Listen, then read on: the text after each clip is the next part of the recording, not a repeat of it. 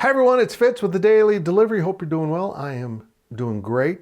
A few days ago, I did a daily delivery on the great divergence between the Kansas State and Kansas basketball programs following the 1988 Elite Eight game in Pontiac, Michigan. Of course, KU went on to win that national title and never looked back.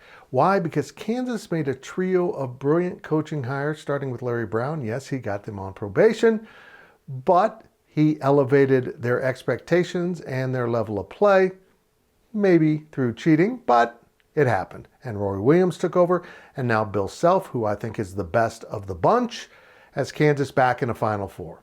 And they are very deserving of the success and status they have, even if you don't like how it's taken place. Meanwhile, at Kansas State, after that 1988 loss in Pontiac, Michigan, the whole landscape of athletics in Manhattan changed. That game was in March of '88, and in December of '88, Bill Snyder was hired as football coach. It was a last gasp effort to try to save football and really rescue the university from great peril. And it worked. And part of the reason it worked is that K-State pivoted and put their money into football. Back then, the athletics department didn't have the kind of resources it has now and the ability to really kind of beef up both basketball and football. We're seeing that happen with this Jerome Tang hire and the Chris Kleiman progress in football, but back then it was one or the other.